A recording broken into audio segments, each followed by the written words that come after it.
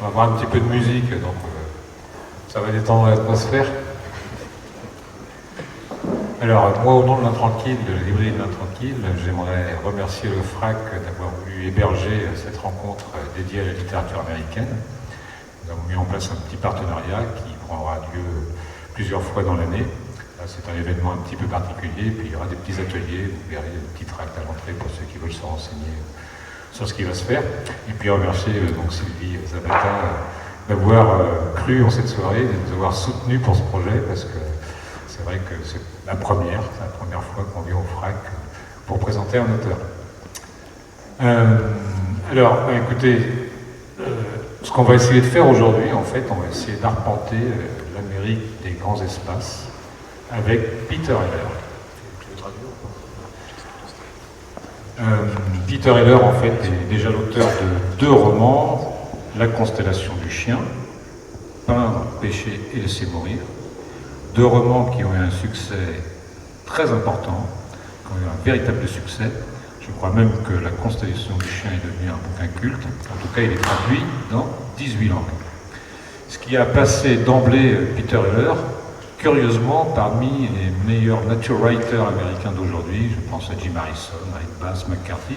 Alors, comme vous le savez, très loin de New York, très loin de Los Angeles, il subsiste aux États-Unis de vastes étendues sauvages préservées, et notamment la plus ancienne d'entre elles qui s'appelle le parc de Yellowstone.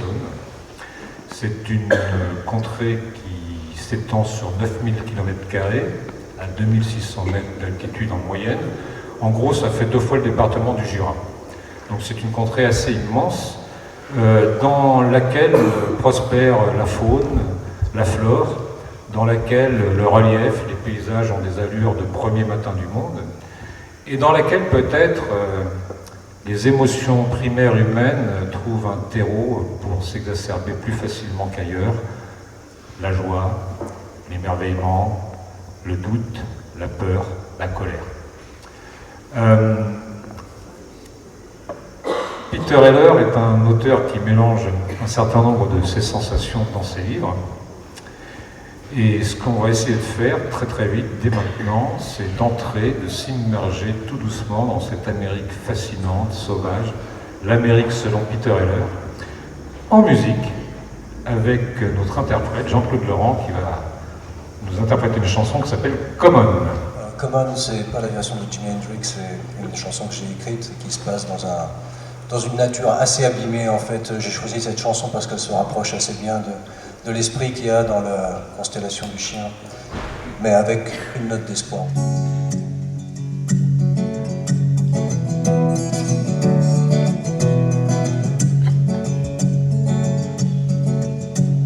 Once there, it was a desert.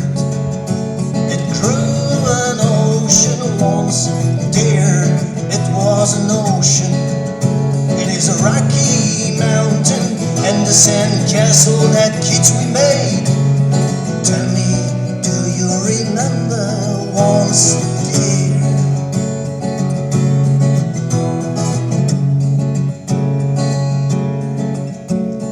Empty can thrown in the ditches, empty rivers, see the long lines of steel boxes. This time is over and a lost car left on the highway. Tell me, do you remember once? I'm telling you to come on.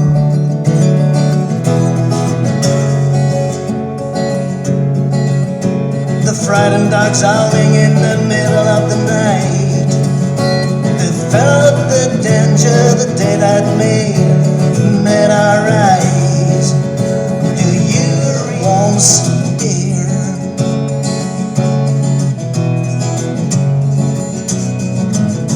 Get the word I'm showing you.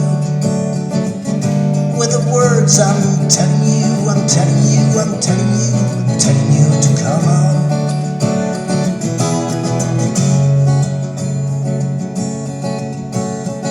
once, dear, it was a desert. It grew an ocean once, dear, it was an ocean. It hit a rocky mountain once, dear.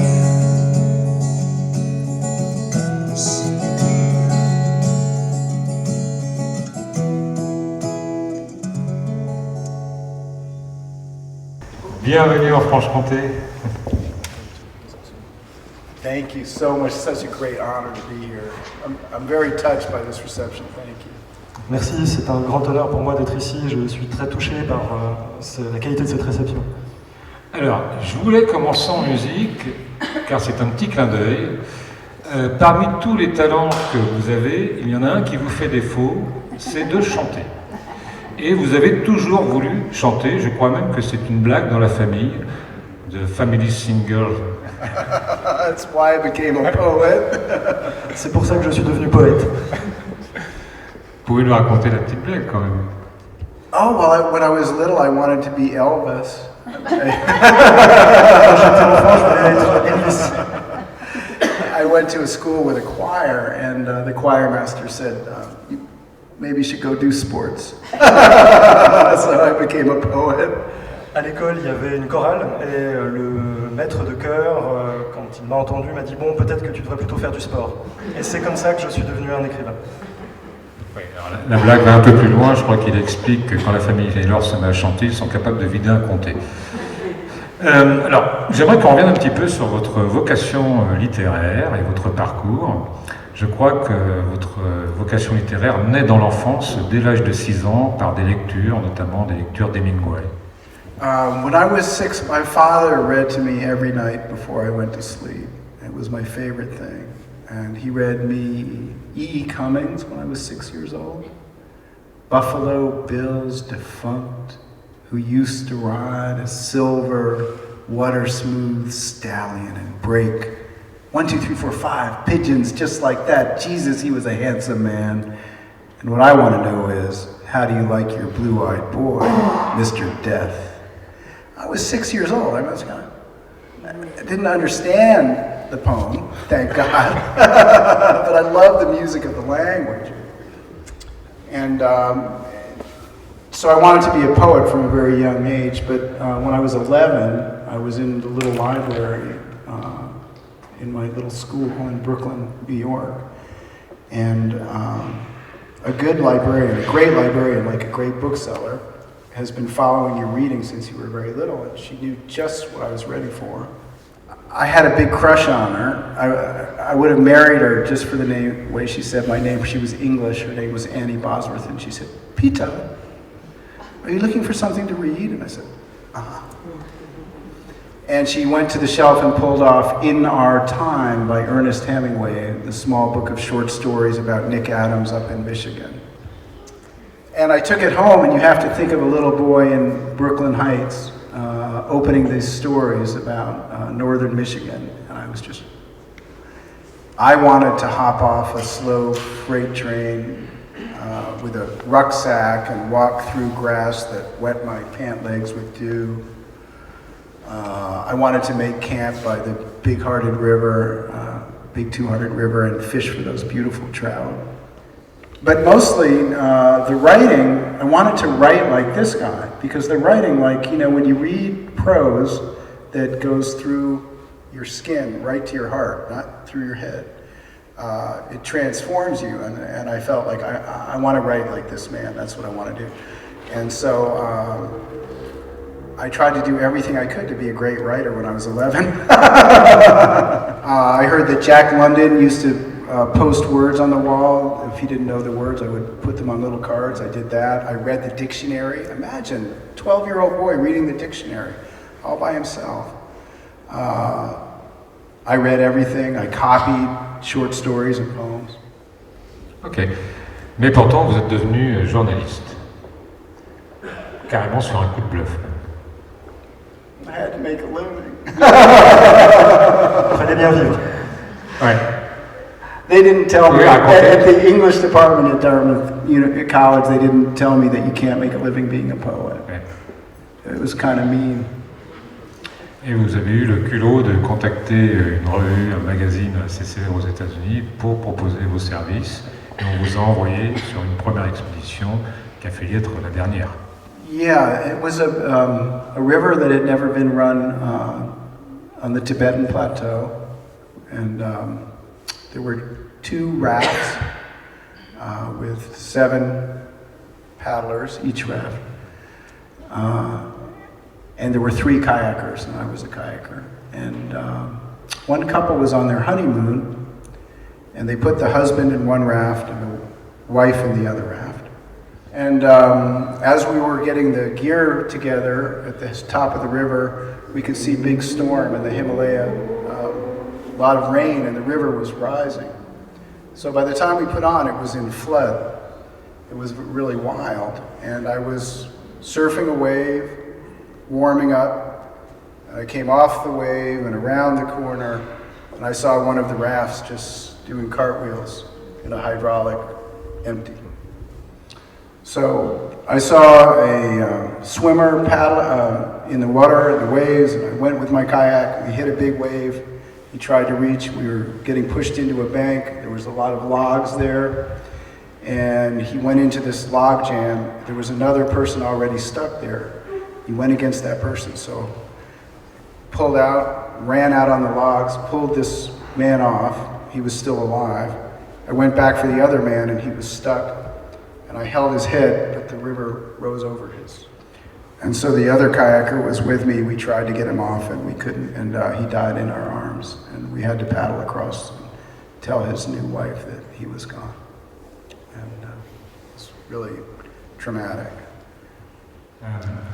Vous avez une capacité dans vos livres à décrire merveilleusement bien la nature, à avoir un don d'observation assez précis.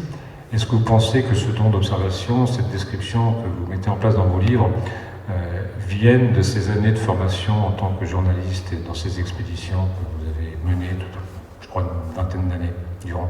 I think I always loved nature. I was always there as much as I could. I grew up in the city, but I spent every summer in the mountains. And as soon as I was 15 years old, I asked my parents, please send me to my cousins in Vermont in the mountains and to school. So I went. I lived in a teepee. But I always loved nature, and I always thought I would write about it. So I studied botany, and I studied ecology, and learned the names of the birds, because I thought I would be writing about what I love. D'ailleurs, je crois que la constellation du chien vient d'une réflexion sur l'extinction des espèces que vous avez avec un ami, et ça a donné naissance à ce livre, je crois, au départ.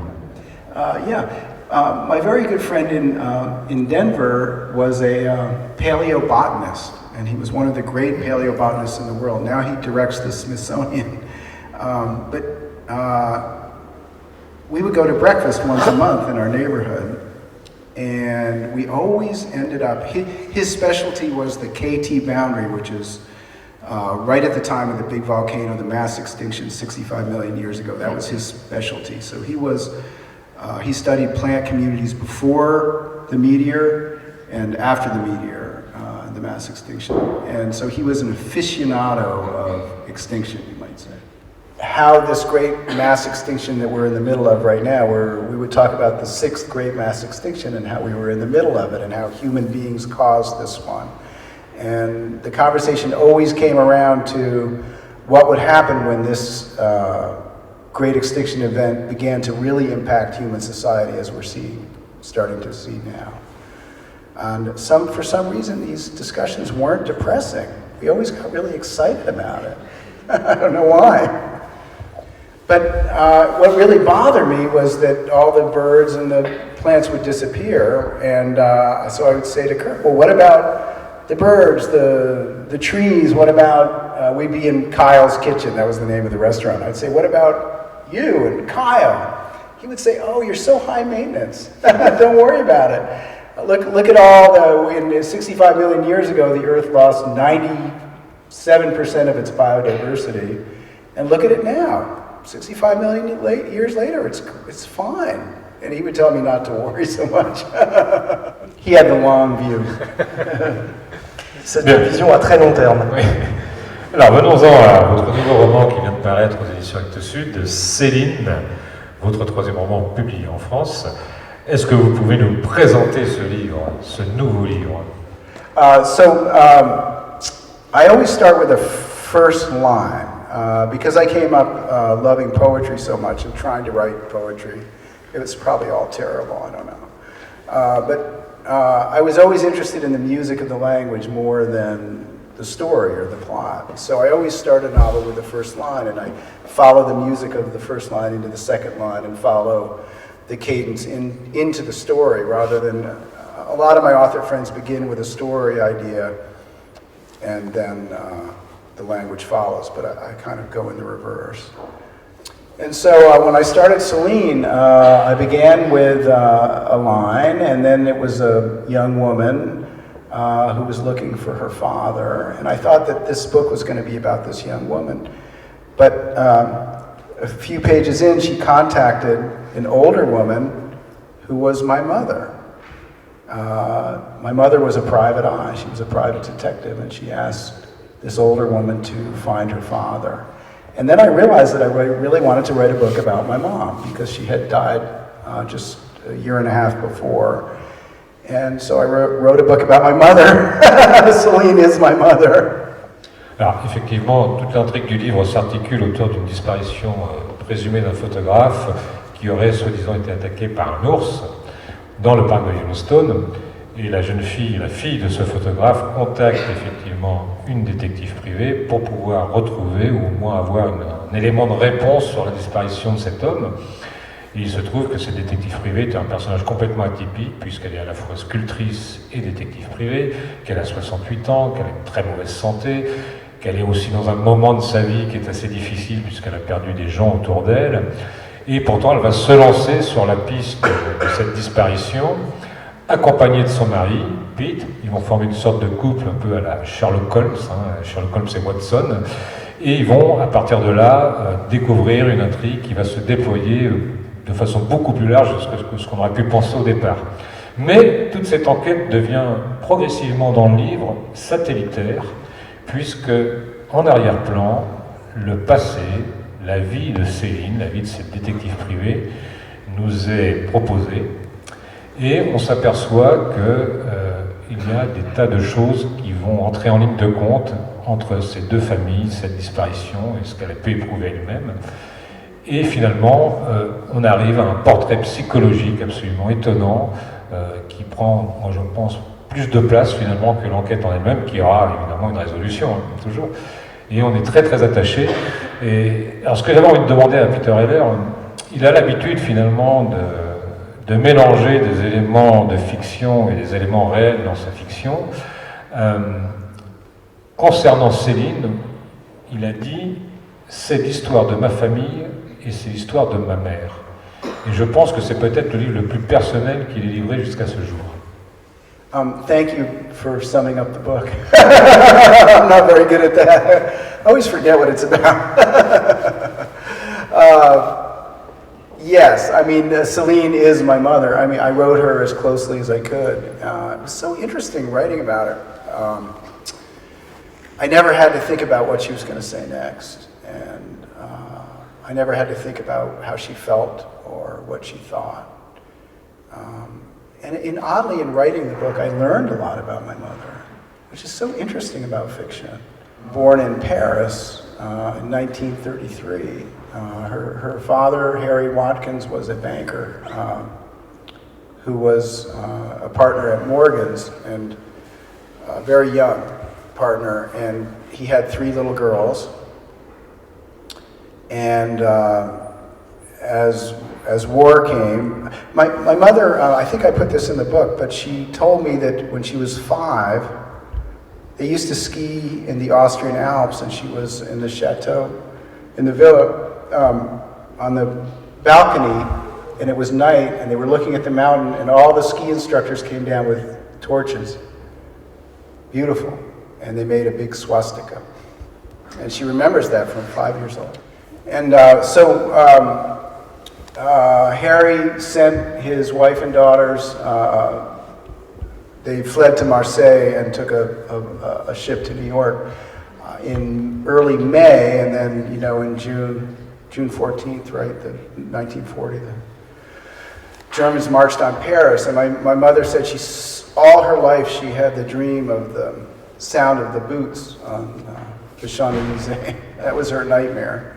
But she came to New York, and she was 6, and she didn't speak English, but she would go around listening to groups of people talking and try to figure out who was a Nazi spy. And she wanted, at age 7, she wanted to come back and fight in the French resistance. She was 7 years old. So she had this sort of special ops bent from a little girl.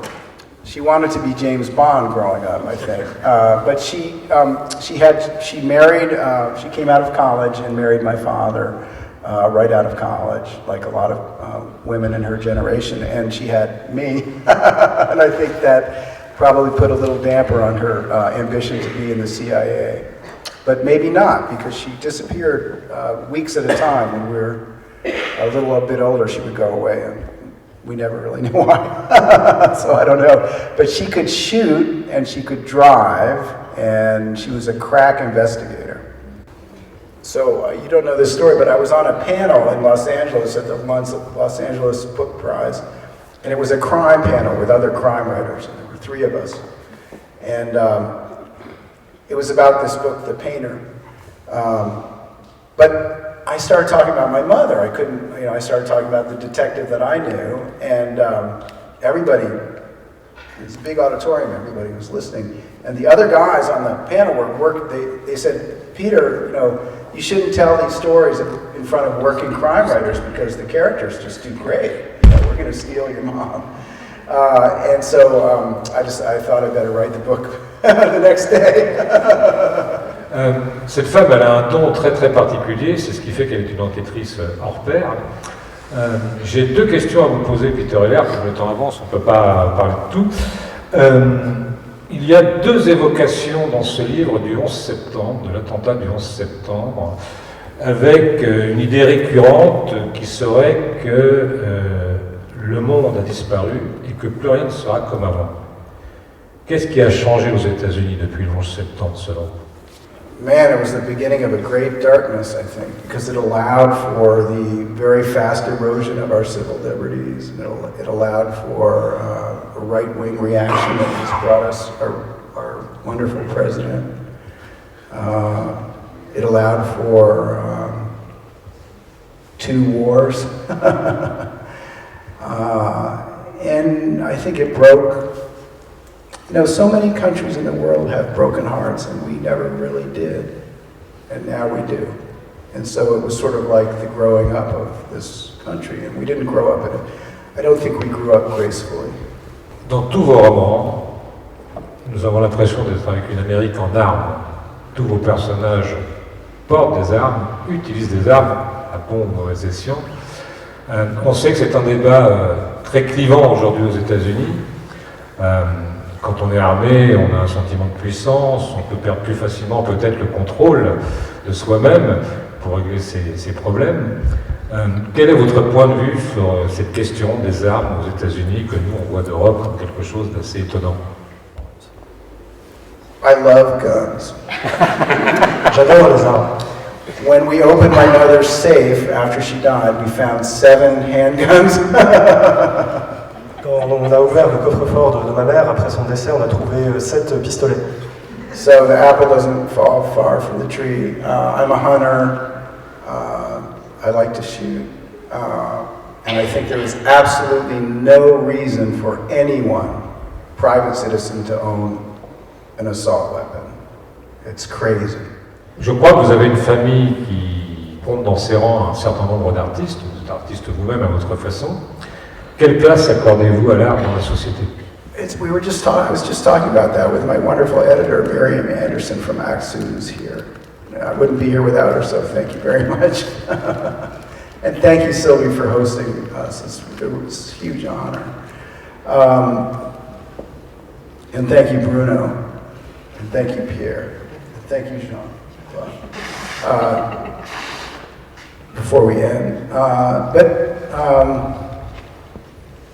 We were just talking about how it is to be an artist now in our history, because this feeling of the sixth great mass extinction, I carry it with me every day, and I feel the accelerating losses, and I feel it very personally. And I especially feel it for all those without a voice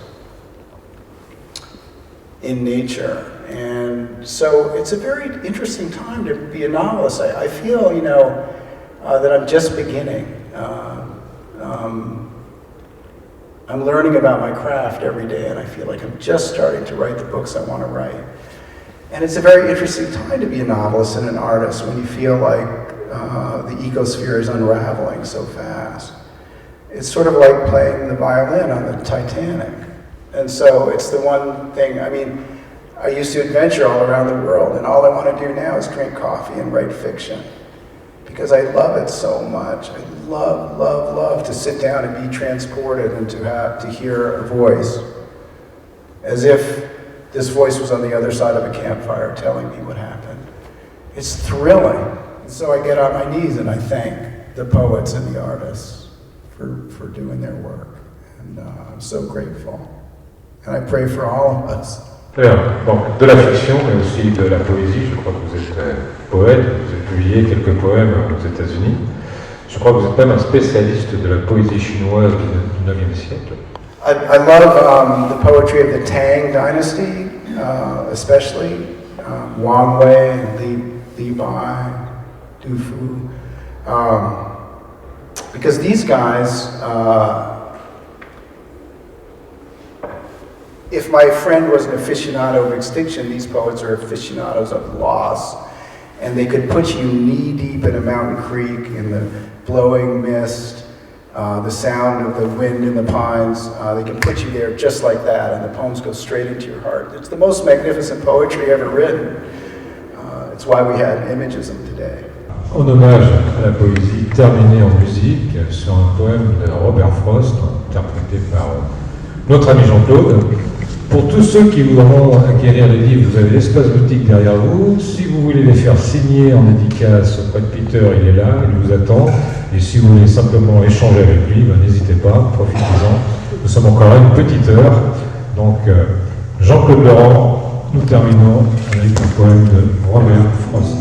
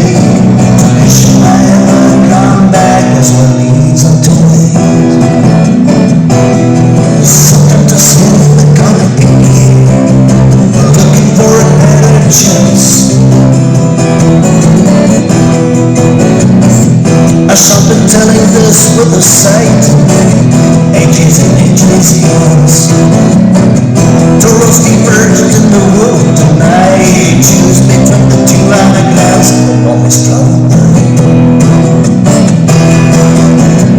sometimes wandering, sometimes jumping on other things, looking for a better chance. But at the end of the road, I choose to make my own difference.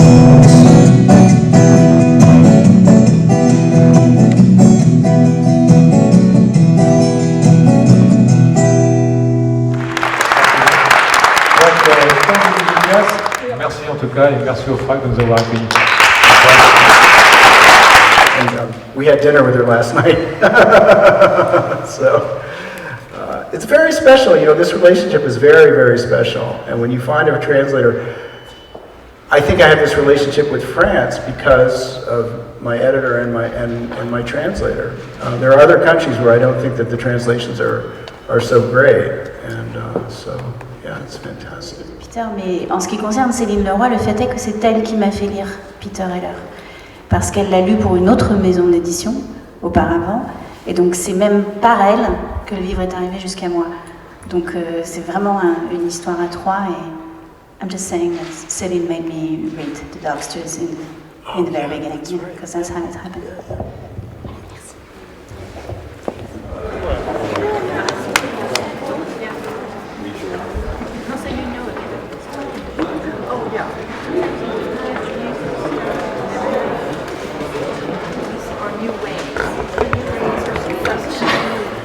Thank you. Nice to meet you.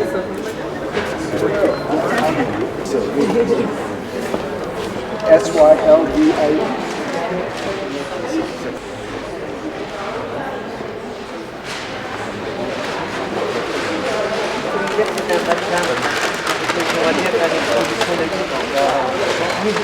Sylvie, thank you so much. Oh, right.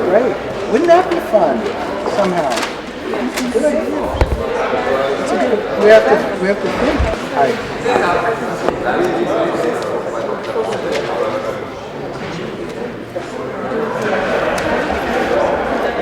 Damien, thank you. Enjoy it. Hi. Matt? That's great. You which? Vice President thing? No, I don't know. Because the coincidence is just great, because Vice is just coming out. I know. It's like, no.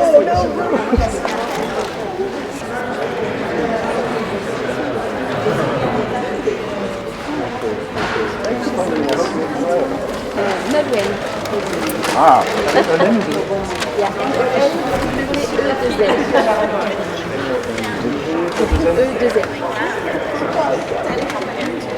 Oh, no kidding.